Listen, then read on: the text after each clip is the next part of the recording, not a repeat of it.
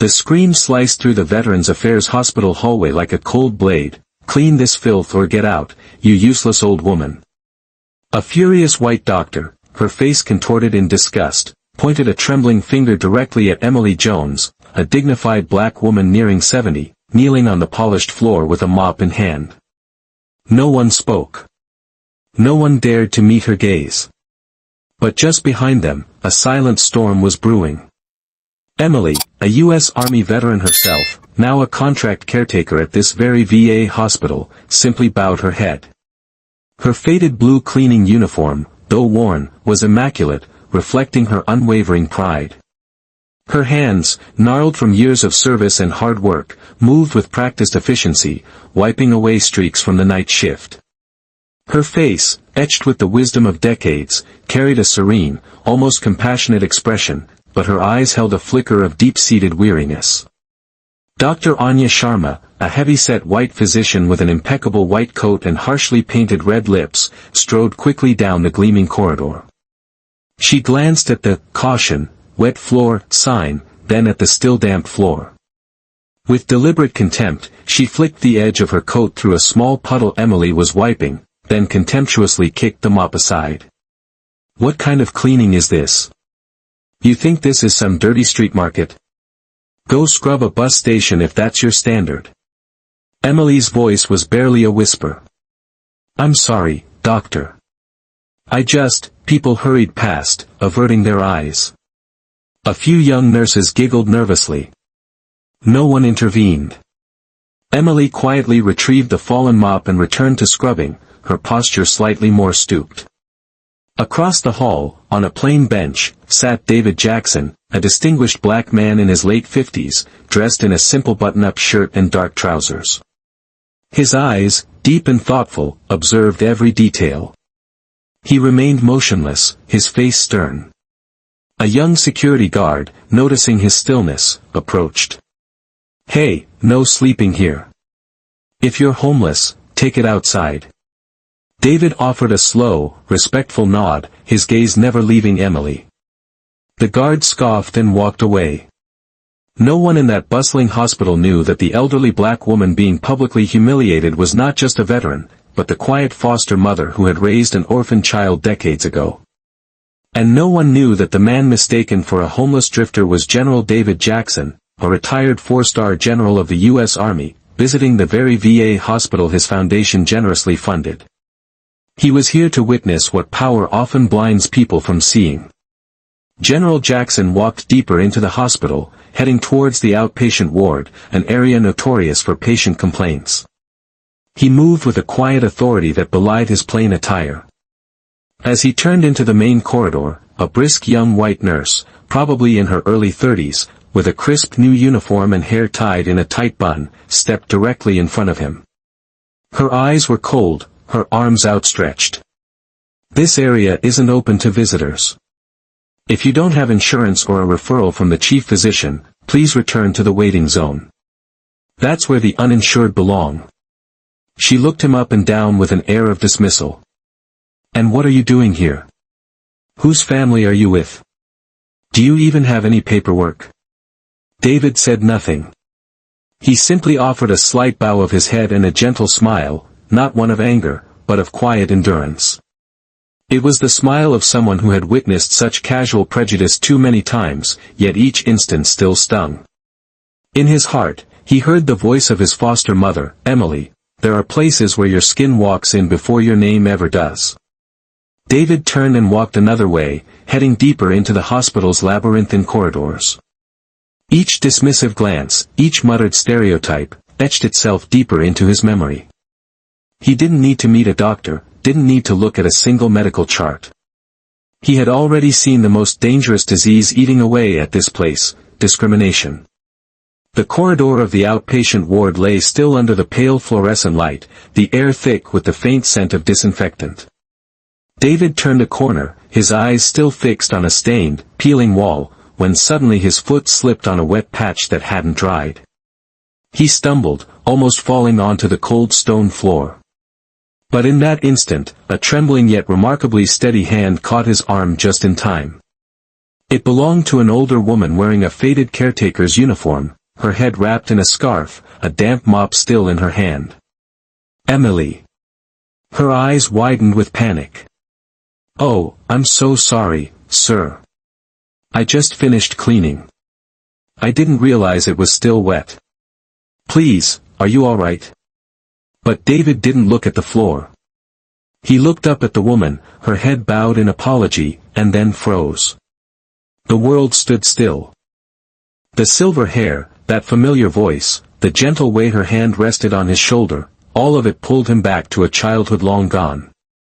The nights of burning fever, the thin bowls of rice porridge, the lullabies sung in a soft, low voice. "What's your name?" he asked, his own voice barely above a whisper. Emily flinched slightly, looking up, her eyes weary but endlessly patient. "Aminata, sir." A name that resonated like thunder in a clear sky. David's heart clenched. It was as if his entire childhood had just opened up in a single moment. Aminata, the name sewn into the old swaddling cloth he was found in, the woman who held him as he cried for his birth mother, who turned a small, forgotten house into his first home. He stepped back, his eyes wide, his hand trembling slightly.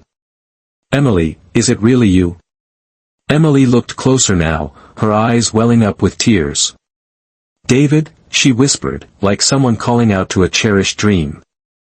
And in that instant, all titles vanished. All power, all politics, all general, melted away. All that remained was a boy who once called her Mama Emily, and a woman who had shielded him from beatings, hunger, and loneliness, who had taught him resilience and pride. Later that afternoon, in the bustling hospital cafeteria, pale light washed over trays of cold rice. Long lines of exhausted staff waited their turn. General David Jackson, still just a man in a plain traditional outfit, walked silently beside Emily, the woman he had just recognized as the foster mother he'd lost contact with decades ago. Emily spoke softly, a quiet resignation in her voice. "They don't let me eat during the same hour as the doctors. If I go earlier, they scold me for trying to take someone else's portion." David looked at her, his face calm, but inside, a silent storm was rising. "From now on, Mama," he said, his voice firm, "you stand with me." They stood in line for food. No one noticed. No one knew. Until two white doctors, one overweight and wearing thick glasses, walked up. "Caretakers eat last," the overweight doctor loudly declared, sneering at Emily. "Don't mix with the technical staff. And you," he turned to David, eyeing his simple attire, "who are you? A patient's family?" "The charity food line is downstairs on the ground floor." Without waiting for a response, they shoved Emily's tray aside, soup splashing onto her clean uniform. She staggered. David caught her just in time, his hand gently steadying her. Just a few feet away, a young medical student had been live-streaming a hospital tour on his phone. The camera was still rolling, capturing every moment. David straightened. He looked directly at the two doctors, not with anger, but with a silence so cold it cut deeper than any shout. "She's not an outsider," he stated, his voice low and commanding. "She's the one who saved a child, abandoned and starving, caught between poverty and death. And that child was me." One of the doctors sneered, dismissing him. "Sorry. And who exactly are you to stand here preaching morality? If you care so much about caretakers, maybe you should clean floors with them." At that moment, David quietly took out a handkerchief and wiped the soup from Emily's trembling hand. Then, without another word, he stepped forward into the center of the room. He unbuttoned his outer shirt, revealing a small, gleaming four-star general's shoulder insignia fastened neatly to his inner collar. The room went utterly still, frozen in collective shock. "The man you just accused of cutting in the charity line is your general," he announced, his voice ringing through the sudden silence. "And the woman you pushed aside is the one he chose to kneel for just to wipe a drop of soup from her hand." Later that afternoon, the main conference hall at the VA hospital was packed. Doctors, nurses, administrators, and medical students gathered for their routine meeting, the air thick with unspoken tension from the earlier cafeteria incident. No one paid special attention to the distinguished black man in the plain cotton shirt as he entered quietly, until he stepped up to the podium and placed a hand on the microphone. David spoke calmly, his voice resonating with an undeniable authority. "Before we continue this meeting, I'd like to request the hallway security footage from the cafeteria. Specifically, beginning at 11:40 this morning." The technical manager started to object, but caught David's unwavering gaze, hesitated, then nodded. The large screen lit up, displaying the damning footage. It showed Emily, the caretaker, standing in line, then the two white doctors shoving her aside, shouting, "Caretakers eat last." It showed David speaking up, only to be mocked, "If you're defending them, you must be fresh off the street."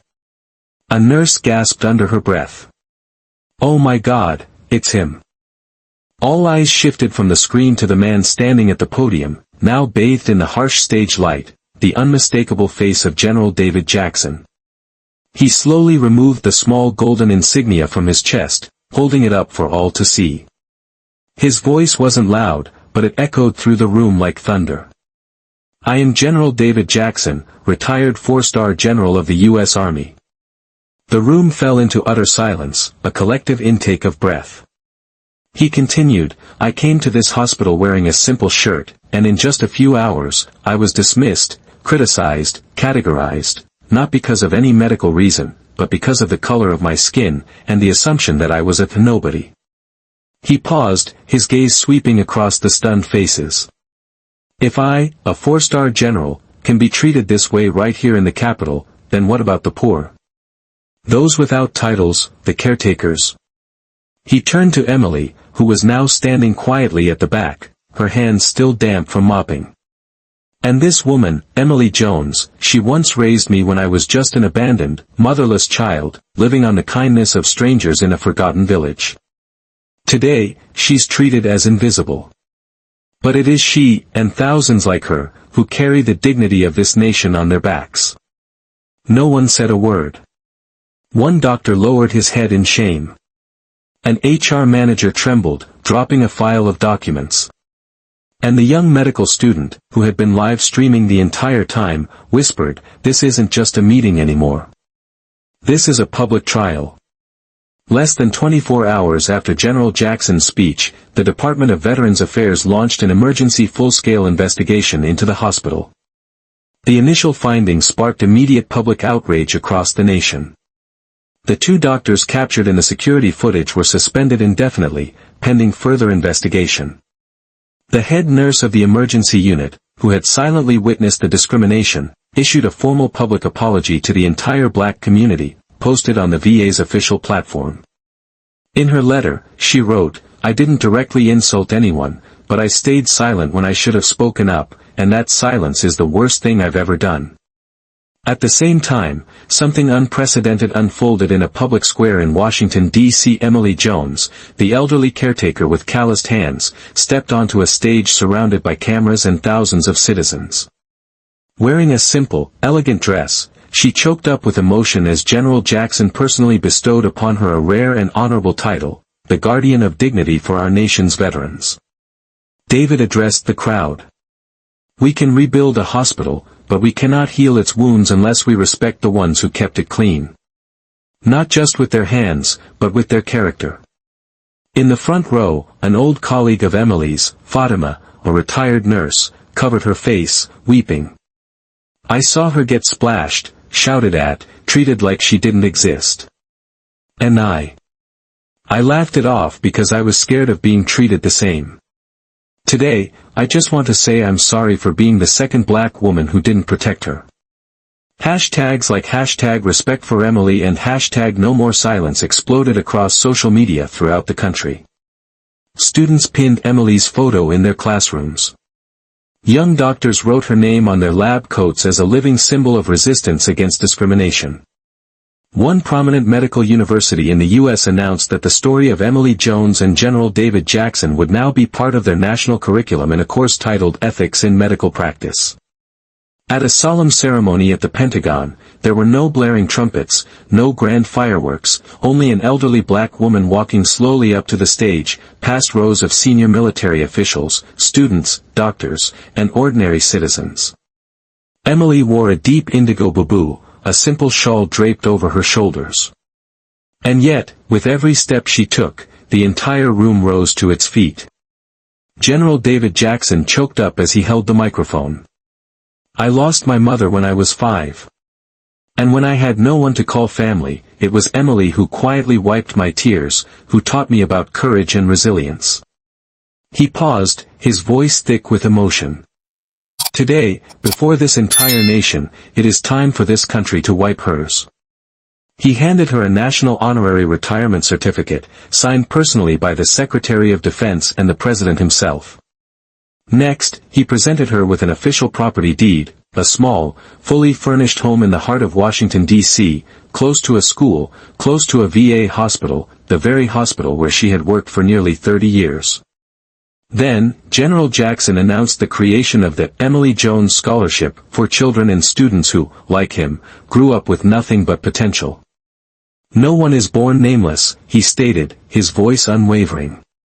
"It's just that society sometimes forgets to say their name." Emily stood to speak, her hands trembling slightly, her eyes moist. "I don't have many words," she began, her voice soft but clear.